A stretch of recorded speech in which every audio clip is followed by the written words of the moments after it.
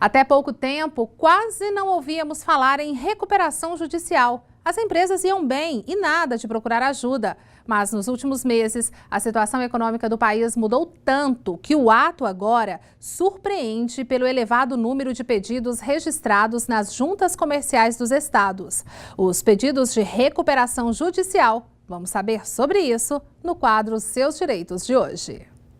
Números da Serasa Experian confirmam que os pedidos de recuperação judicial aumentaram 87,6% em todo o país de janeiro a junho deste ano. Considerando apenas o mês de junho, houve uma alta de 60% na comparação anual. Muitos pedidos vão parar na junta comercial. A JUSEG, ela é comunicada pelo juízo competente de que a empresa entrou em recuperação judicial. Então, através desse comunicado, a junta faz uma anotação no cadastro dessa empresa e uma alteração no nome dela para acrescentar a expressão em recuperação judicial. A recuperação judicial é uma medida para evitar a falência de uma empresa e é justamente pedida quando o empresário perde a capacidade de pagar suas dívidas. A JUSEG não sabe precisar quantas empresas pediram recuperação judicial este ano, mas os números devem seguir aí a média nacional, chegando a pelo menos 80% o número de empresas que estão com esse tipo de situação, se comparando ao mesmo período dos anos anteriores. Estima-se que desde que a Lei de Recuperação Judicial foi criada em 2005, apenas 1% das empresas que pediu recuperação judicial no Brasil saiu do processo recuperada. Já chegava para a gente, às vezes, empresa falida, mas era uma porcentagem muito pequena. Agora tem sido bastante expressivo. Agora é isso, o número de empresas em recuperação. Mas, afinal, quais os procedimentos para pedir a recuperação judicial? Os funcionários podem ser prejudicados? E para falar sobre como solicitar esse pedido e tudo mais, sobre a recuperação judicial, eu converso agora com o especialista em direito empresarial, José Carlos Isse. Olá, boa tarde, tudo bem? Boa tarde. E aí, que situação?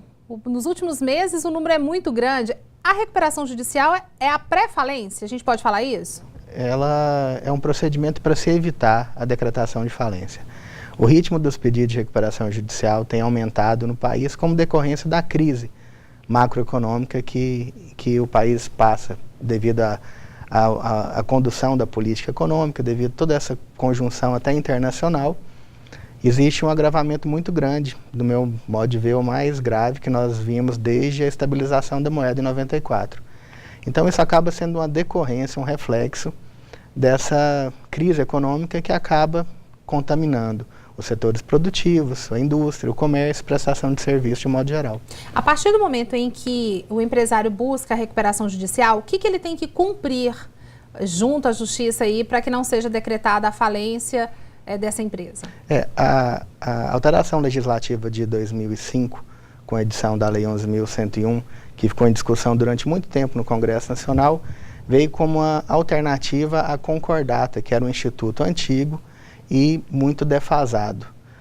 Mudou-se o foco da possibilidade da recuperação da empresa, dando mais poderes aos próprios credores para decidirem o futuro dessa empresa.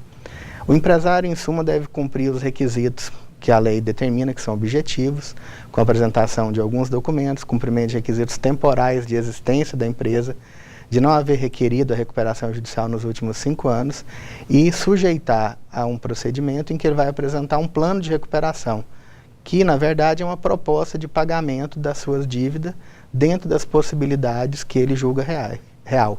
E o juiz vai coordenar esse processo, que vai desaguar numa assembleia de credores, em que eles vão poder, com os votos proporcionais aos seus créditos, dizer se concordam ou não com esse plano de recuperação, ou seja, com essa proposta de pagamento de um modo diverso daquele original que existia antes do pedido. Seria um replanejamento de tudo aí do que a empresa está fazendo também? Exatamente. Por isso até que a lei concede ao empresário, ou seja, à empresa, um período de 180 dias de suspensão dessas ações de cobrança, das execuções contra a empresa, para que ela possa se reorganizar o seu passivo e possibilitar a continuidade da empresa. E como ficam os trabalhadores da empresa nesse período? A empresa continua funcionando normalmente? A empresa continua funcionando normalmente. Existe a figura de um administrador judicial que é nomeado pelo juiz, que é um profissional da confiança do juízo, que vai fiscalizar o funcionamento da empresa, mas ela tem uma vida assim, executiva normal. Os funcionários continuam trabalhando, a empresa continua comprando, vendendo do mesmo modo que antes. Os funcionários que continuarem a trabalhar vão receber os seus salários normalmente. Aqueles que forem demitidos antes vão ter um tratamento especial no plano que a lei limita. Tem que haver o pagamento desses credores trabalhistas e até 1 ano depois de aprovado o plano, ou seja, a proposta de pagamento não pode prever pagamentos a perder de vista para os trabalhadores. Os trabalhadores têm que receber em 1 ano e as verbas salariais em 90 dias. Então, existem garantias para esses trabalhadores, porque eu acho que um dos maiores medos hoje seria isso, né? Eu acho que mais do que a garantia para os trabalhadores, a empresa continuar funcionando, ou seja, existir um emprego, é a melhor garantia para o trabalhador hoje. E é isso que a lei visa trazer, a continuidade da empresa. Com certeza, né? Todo mundo aí com muito medo de perder o emprego, o que é muito sério. Muito obrigada pela presença aqui no TJ Goiás. Eu agradeço a você e aos telespectadores. Obrigada. Eu conversei agora com José Carlos Isse, ele que é especialista em direito empresarial.